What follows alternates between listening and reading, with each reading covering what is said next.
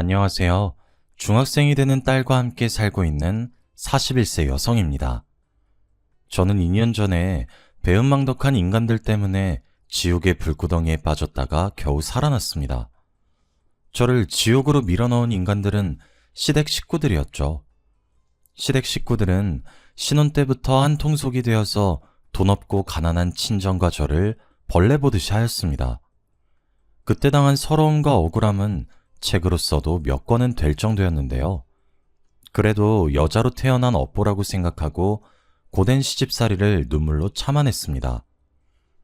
시댁 식구들을 가족들이라고 생각하고 시댁이 경제적으로 힘들어졌을 때 시댁을 다시 일으켜 세우려고 했죠. 그런데 그 인간들은 제 뒤통수를 치고 인생을 끝장내려고 했습니다. 소문이라도 내고 싶은 마음에 이 끔찍한 경험을 여러분들에게 들려드리고자 합니다. 저희 집안은 중산층으로 넉넉하진 않지만 크게 돈 걱정은 하지 않으면서 살았습니다.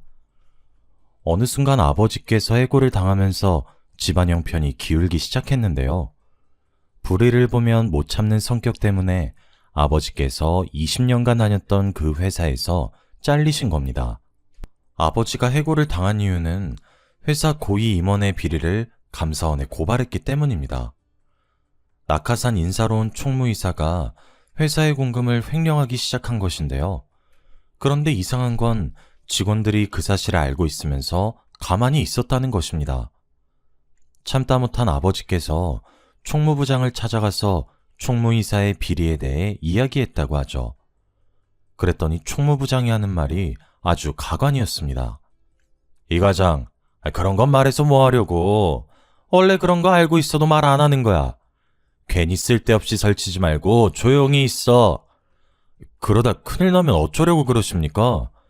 나도 가만히 있는데 이 과장이 왜 나서는 거야? 찍히고 싶어서 작정했어?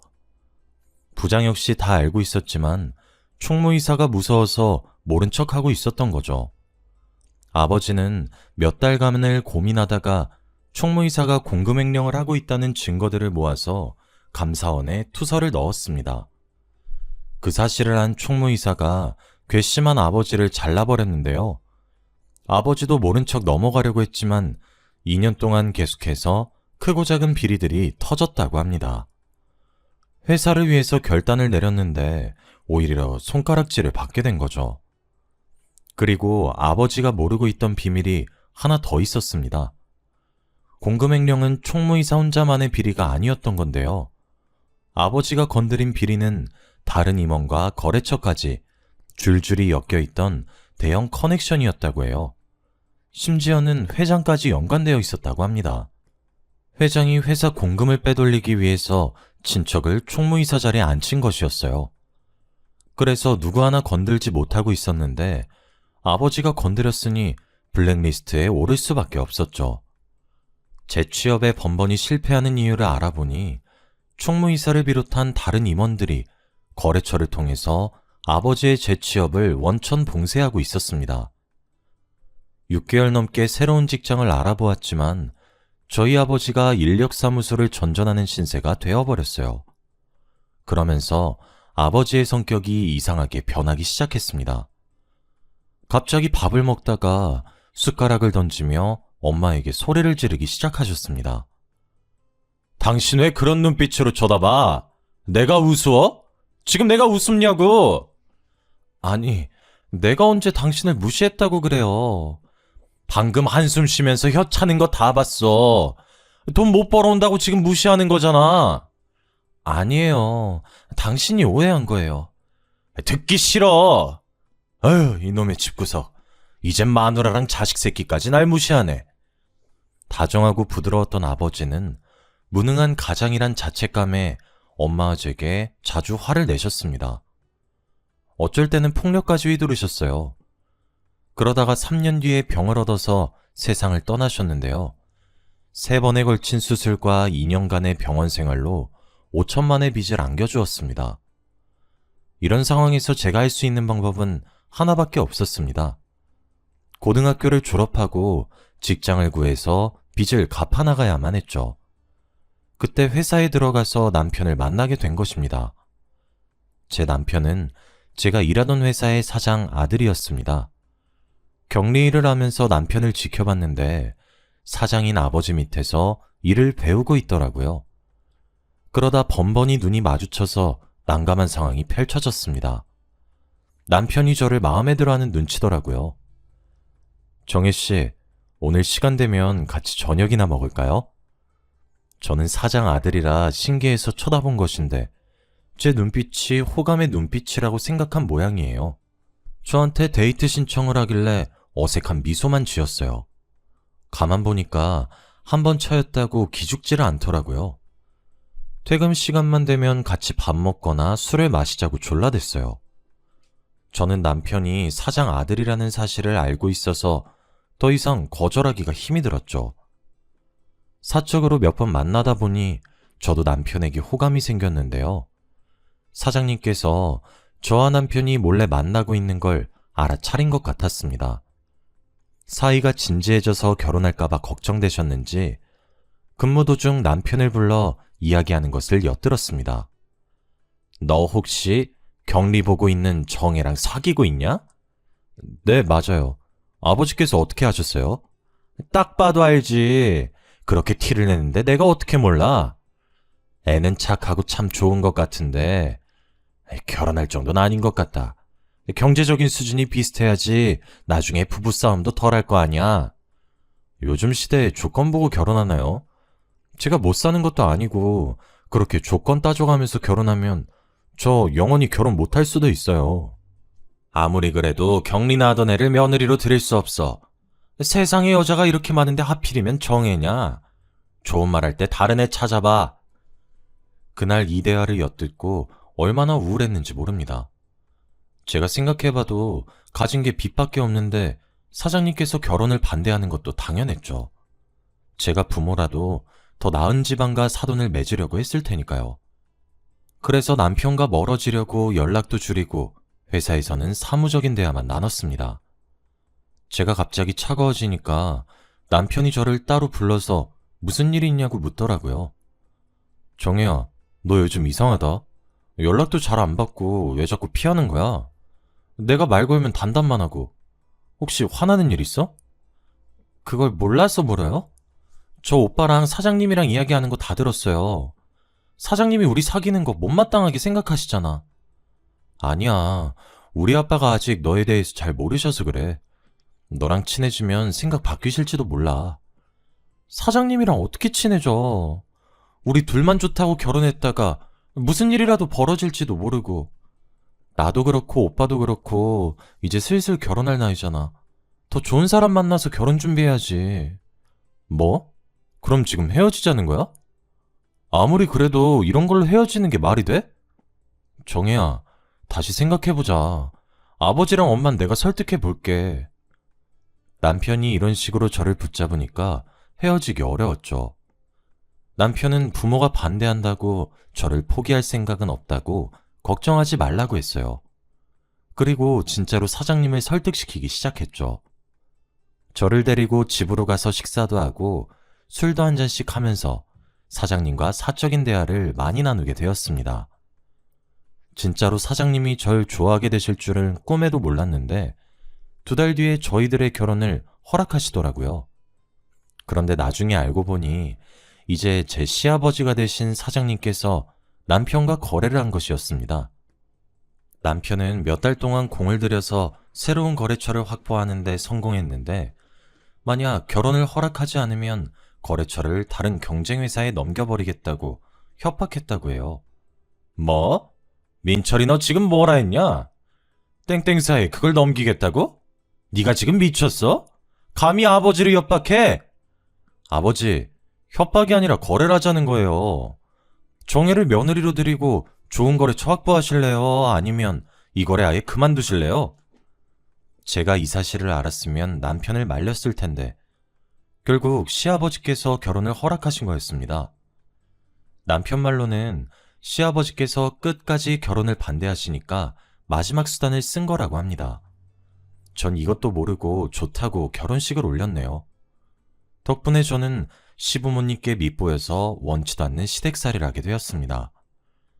제가 시댁까지 찾아가서 따로 살고 싶다고 말씀드리니까 시어머니는 저한테 이렇게 말씀하시더군요. 집 살 돈은 있고? 혼수도 안 내왔으면서 분갈하겠단 거니? 아니요, 어머님. 같이 사시면 어머님이 불편해하실까봐. 불편하긴 뭐가 불편해? 안 그래도 몸 안 좋아서 집안일 도울 사람 필요했는데 잘 됐다. 얼른 이삿짐 옮겨.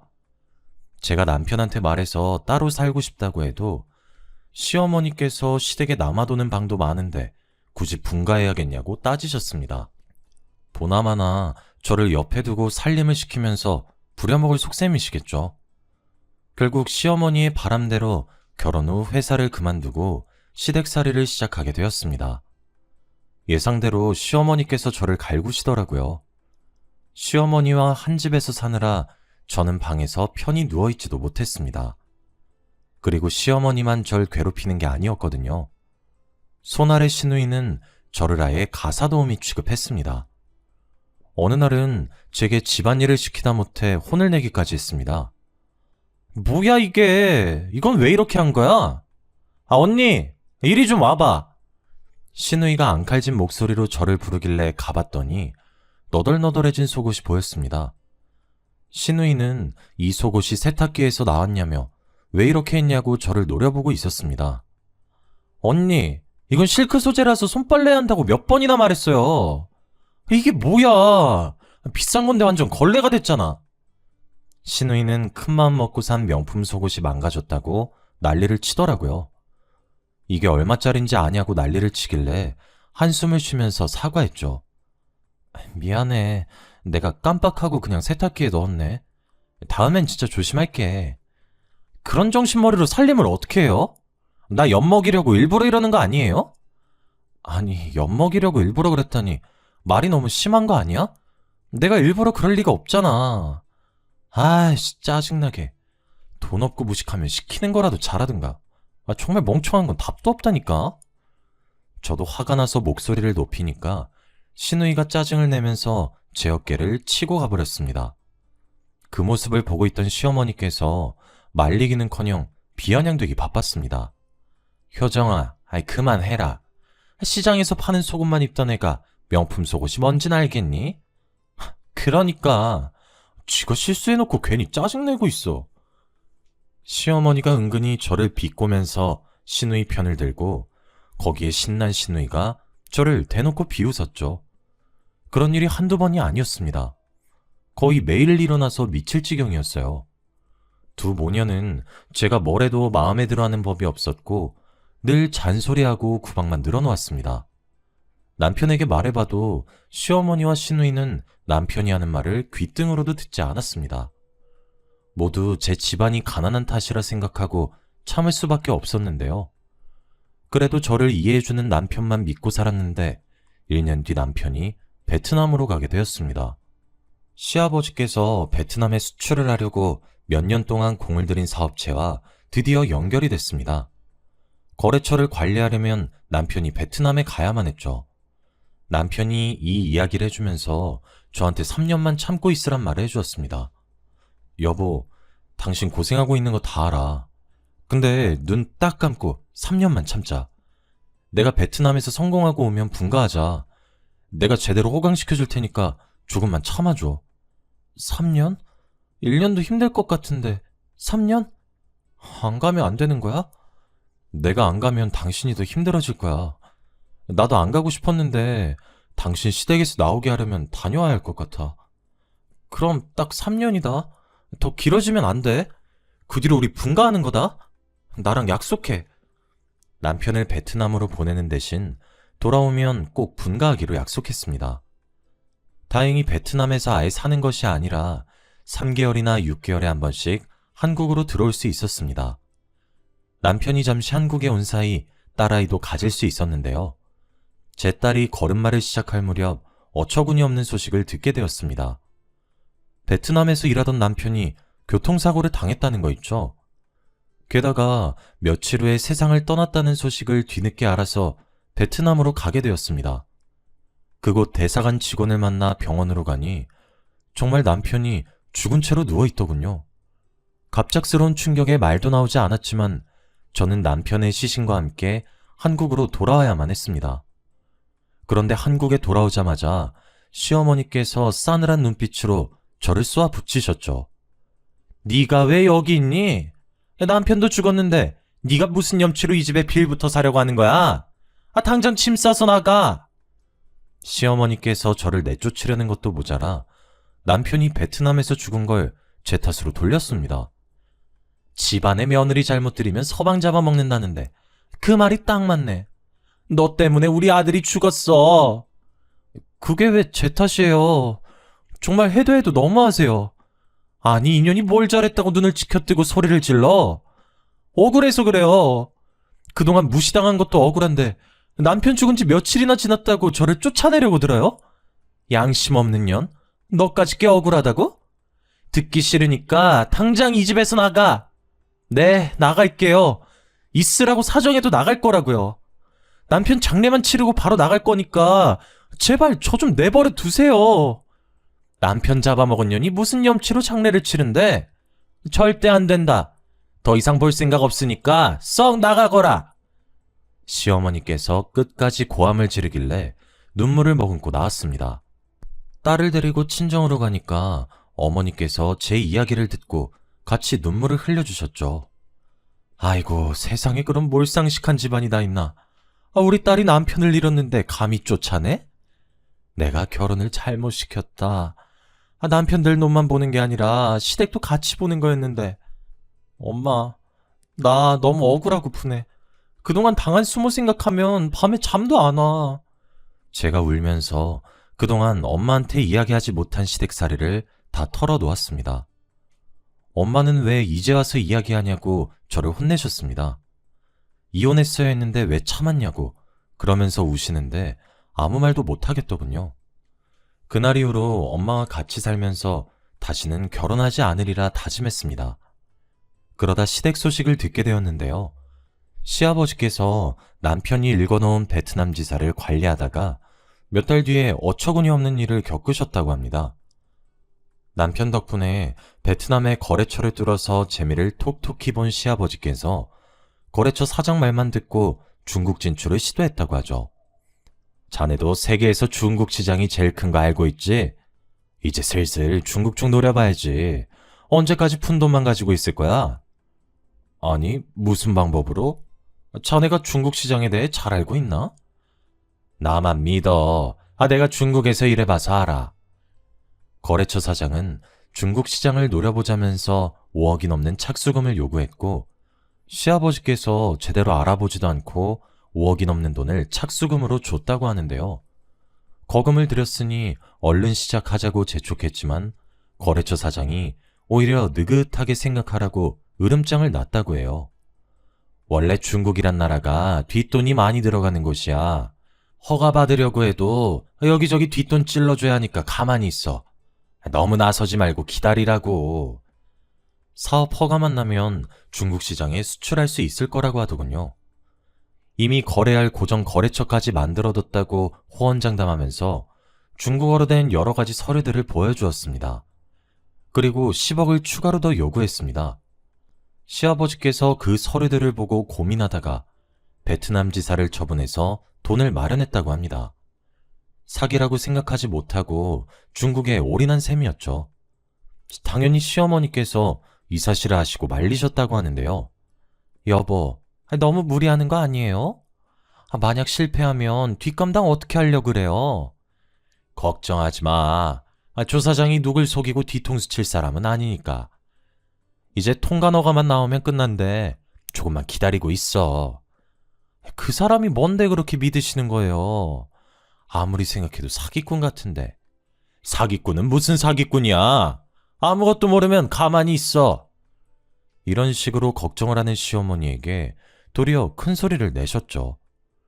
하지만 거래처 사장은 이런저런 핑계를 대면서 돈을 여러 번 받아갔다고 해요. 그런데 몇 달 뒤 중국으로 간 거래처 사장이 시아버지에게 뜻밖의 소식을 들려주었습니다. 중국 지사를 내러 비행기를 탄 것이 아니라 아버지 돈을 가지고 튀어버렸다는 사실을 알려준 거죠. 자기가 속았다는 사실을 알게 된 시아버지께서 순식간에 도박에 빠지셨습니다. 몇 시간 만에 일확천금을 얻을 수 있다는 도박꾼 말에 넘어가 마카오에 있는 카지노까지 가게 되었거든요. 처음에는 소액으로 시작했지만 잃은 돈을 만회하기 위해서 점점 더 큰 액수를 베팅했다가 큰 사단이 나고 말았습니다. 회사의 공금까지 곶감 빼먹듯이 쓰다가 회사가 거덜나기 일보 직전인 상황에 몰렸다고 합니다. 덕분에 시아버지께서 15억이 넘는 빚을 지게 되었습니다. 결국 마카오에서 한국으로 돌아온 시아버지께서 이 사실을 고백하니까 시어머니께서 쓰러지실 뻔했죠. 아이고, 이젠 망했네. 어쩌면 좋아. 빚이 15억이라는데 어쩌면 좋아. 시어머니께서 하루아침에 알거지 신세가 되었다며 바닥에 주저앉아 통곡을 하셨습니다. 시간이 지나자 집까지 압류되어서 길바닥에 나앉는 처참한 신세가 되어버렸다고 하는데요. 저희 엄마가 그 소식을 듣고 시댁이 벌 받는 거라고 하셨습니다. 아이고, 꼴 좋다. 돈 좀 있다고 내 딸 구박하고 쫓아내니까 그런 천벌을 받는 거야. 그런 놈들은 혼쭐 좀 나봐야 돼. 맞아. 시댁이 벌 받으니까 우리가 잘 되네. 진짜 사람 죽으란 법 없나 봐. 제가 괜히 이런 말 하는 것이 아니었습니다. 15년 전에 외할아버지가 돌아가시면서 외동딸이었던 저희 엄마에게 논과 밭이 있는 땅을 유산으로 물려주셨습니다. 엄마는 아직 팔 때가 아니라는 동네 사람들 말에 그 땅을 팔지도 못하고 벌금을 물어야 하는 애물단지였습니다. 엄마 말로는 그 땅이 농지여서 경작하지 않으면 벌금을 내야 한다고 하더라고요. 결국 농사지을 형편이 안 돼서 벌금을 피하려고 마을 사람들에게 소작을 주었다고 하죠. 그런데 15년 뒤에 그 일대에 대규모 신도시가 들어서면서 엄마가 돈방석에 오르게 된 것입니다. 저도 모르고 있었던 사실을 어떻게 알았는지 시아버지께서 엄마에게 연락해 아양을 떨었다고 합니다. 저는 이 사실을 엄마를 통해 모두 다 전해 들었고요. 엄마도 글쎄 시아버지께서 도와달라고 아양을 떨면서 들은 말이라고 하더라고요. 안사돈, 소문 들었어요. 가지고 있던 땅이 대박났다면서요? 정말 축하드려요. 쥐구멍에도 벼뜰 날이 있다더니 이젠 갑부가 되셨네요. 뭘요. 남편 잃고 혼자 사는 과부를 하늘이 딱하게 여기신 거죠. 딱하게 여기긴요. 딱한 사람은 따로 있는데. 네? 무슨 일 있으셨어요? 제가 하던 사업이 갑자기 힘들어졌어요. 그래서 조금만 도와주신다면 죽어도 잊지 않겠습니다.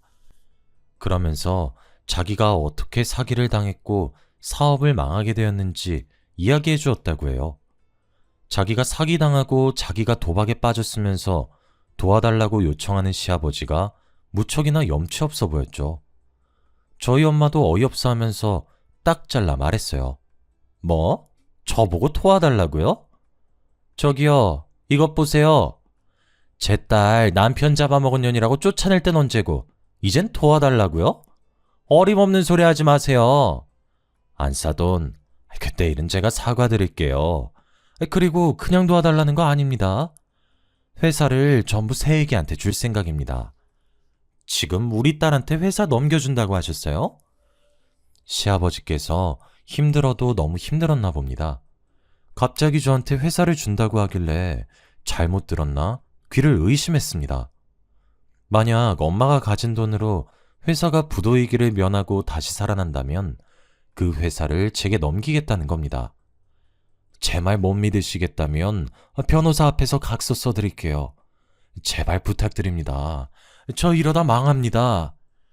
하지만 아버님, 저는 회사 운영해 본 적도 없고 아무것도 모르는데 무작정 주시겠다고 하면 안 되죠. 그런 건 걱정하지 마라. 내가 옆에서 도와줄 테니 천천히 배우기만 하면 돼. 지금 후계자 자리를 저한테 주시려고요? 신우인 어쩌고요? 내 딸은 후계자감 아니라는 거 진작부터 알고 있었다. 그러니 너한테 이러는 거 아니냐? 그러면서 시아버지께서 투자 명목으로 도움을 주면 매달마다 투자금 외에 지분을 주겠다고 약속했어요. 다시는 시댁 식구들을 보지 않겠다고 다짐했는데 엎드려서 비는 시아버지 모습을 보자 측은한 마음이 생기더라고요.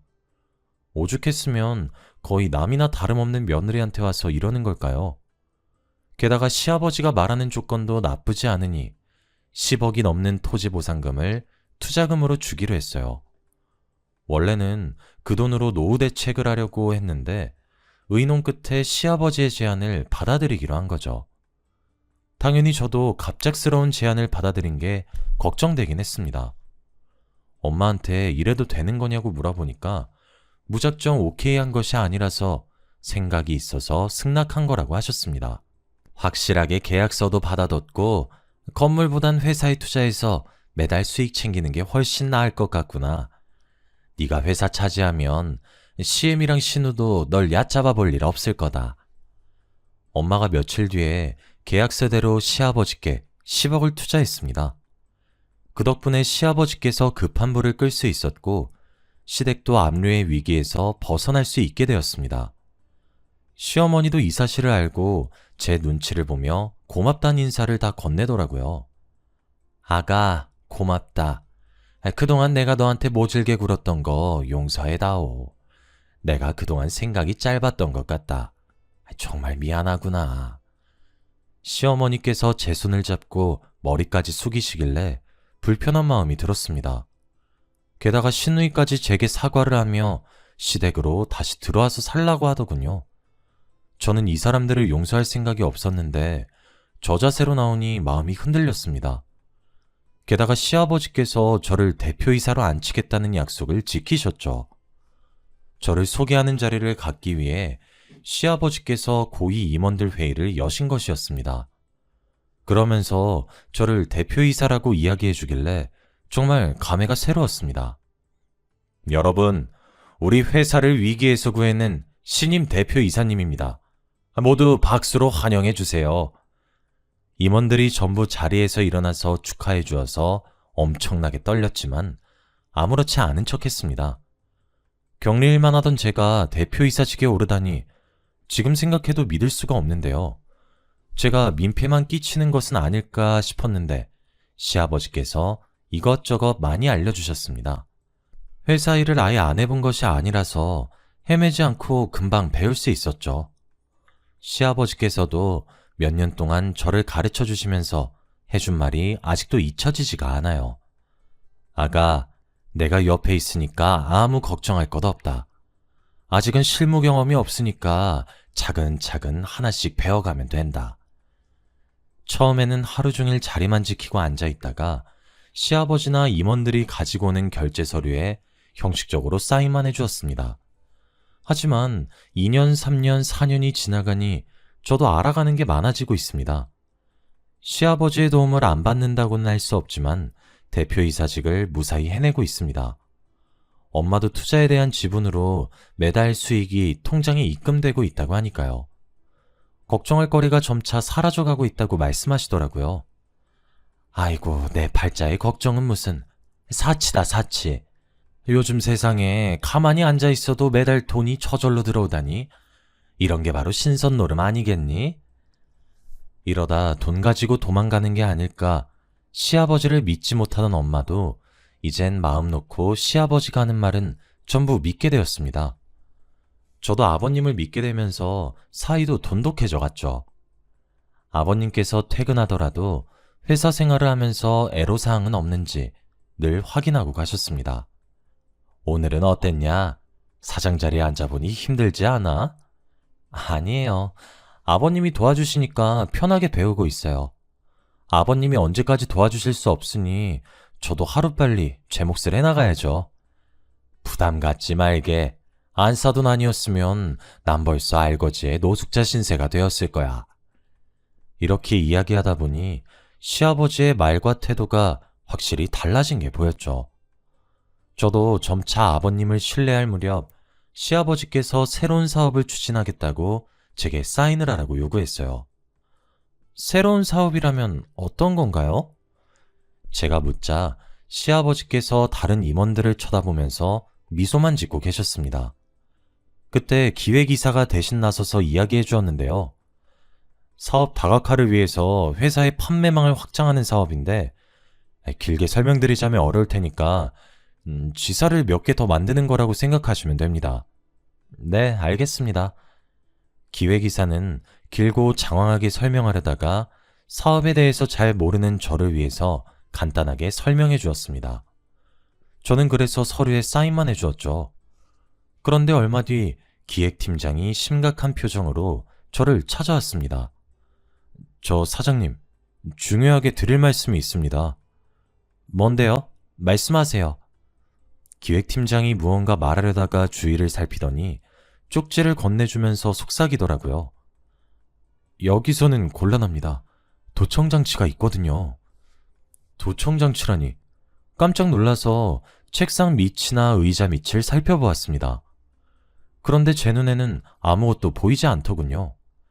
기획팀장이 준 쪽지에는 퇴근 후에 땡땡 카페로 오라는 말만 적혀 있었습니다. 그래서 그 카페로 갔더니 입구에서부터 기획팀장이 보이더군요. 제가 아는 체를 하니 기획팀장이 부들부들 떨며 말없이 커피만 마셨습니다. 무슨 말을 하려고 저러나 어서 말해달라고 재촉했더니 기획팀장이 믿을 수 없는 말을 내뱉었습니다. 사장님, 뒤에서 다 들었습니다. 전임 사장님 며느리 되신다면서요? 지금 전임 사장님하고 임원들의 농간에 노란하고 있다고요. 그냥 있다가는 감옥에 가게 될 겁니다. 기획팀장은 아무것도 모르는 사람한테 이럴 수 없다며 잔뜩 흥분한 채 목소리를 높였습니다. 제가 놀라서 어리둥절해 있자 기획팀장님이 차분하게 모든 상황을 설명해 주었는데요. 시아버지께서 저를 바지 사장으로 앉혀놓고 이용하고 있다는 충격적인 말을 꺼내더군요. 아버님께서 임원들과 한통속이 되어서 회사 공금을 야금야금 빼돌리고 있었는데 이제 곧 회사에 있는 자금을 전부 빼돌릴 거라고 합니다. 그리고 고의로 부도를 낼 거라고 하더군요. 제가 믿을 수 없다고 하니까 기획팀장이 더한 말을 해주었습니다. 아직 놀라기엔 일러요. 그 인간은 저번에도 회사를 말아먹은 전적이 있으니까요. 도박에 빠진 놈을 믿는 것 자체가 미친 짓입니다. 시아버지께서 도박 맛을 잊지 못해 아직까지 카지노를 오가고 있다고 해요. 예전에도 해외 출장을 다니면서 카지노에 가려고 회사 공금에 돈을 댔다가 수습하기 힘든 지경에 이르자 동업자에게 뒤집어 씌웠다고 합니다. 이번에는 제가 그 타겟이 된 거고요. 저희 엄마가 돈방석에 앉았다는 소문을 듣고 저희 모녀를 이용하려고 끌어들인 겁니다. 그러면서 얼마 전에 사인한 서류를 언급하더군요. 사장님께서 사인한 서류는 회사를 고의로 부도내는 데 이용할 겁니다. 투자자들이 사장님을 고발하게끔 할 게 뻔해요. 시아버지와 임원들이 돈을 챙겨서 도망을 가면 바지 사장인 저는 꼼짝없이 법적인 책임을 지게 되는 거죠. 왜 굳이 아무것도 모르는 저를 대표이사직에 앉히나 싶었습니다. 아직도 아버님을 믿은 게 후회가 되네요. 세상에 누가 투자금 줬다고 회사 대표이사 자리를 내어줄까요? 시아버지를 믿은 제가 너무 바보같이 느껴졌습니다. 그래서 제가 이 사실을 알려준 기획팀장에게 소리를 지르고 말았습니다. 말도 안 돼요. 제가 그 말을 믿으라고요? 입 닫고 모른 척할 수 있는 일이었는데 왜 말해준 거죠? 제 친한 친구도 당했습니다. 민철이 녀석도 몇십 년 동안 이 회사 다니며 모든 걸 내걸었는데 아무렇지 않게 사기를 치더라고요. 그냥 모른 척 할 수도 있지만 자꾸 민철이 녀석이 생각나서 그냥 두고 볼 수만은 없었어요. 큰일이 나기 전에 빨리 손 쓰셔야 합니다. 믿기지 않으면 직접 보라며 기획팀장이 자기가 모은 증거 자료들을 제게 주고 자리에서 떠나버렸습니다. 그래서 저는 바로 경찰서를 찾아갔죠. 형사들과 함께 시아버지를 찾아갔더니 아무것도 모르고 임원들과 회의를 하고 있더군요. 형사가 아버님 손목에 수갑을 채워버리자 아버님께서 소리를 지르셨습니다. 당신 뭐야? 왜 나한테 수갑을 채우는데? 뭐? 네가 신고를 했다고? 아가, 이게 무슨 짓이냐? 네가 뭘 단단히 오해하고 있는 모양인데 난 아무것도 안 했다. 일단 수갑 풀고 이야기 좀 나누자.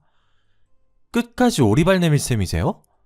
당신이 회사 돈 챙기고 도망가려고 했잖아. 형사님, 전 이분이랑 이야기할 생각 없으니까 빨리 경찰서로 데려가 주세요. 형사가 아버님을 데려가자 어이없는 일들이 드러나기 시작했습니다.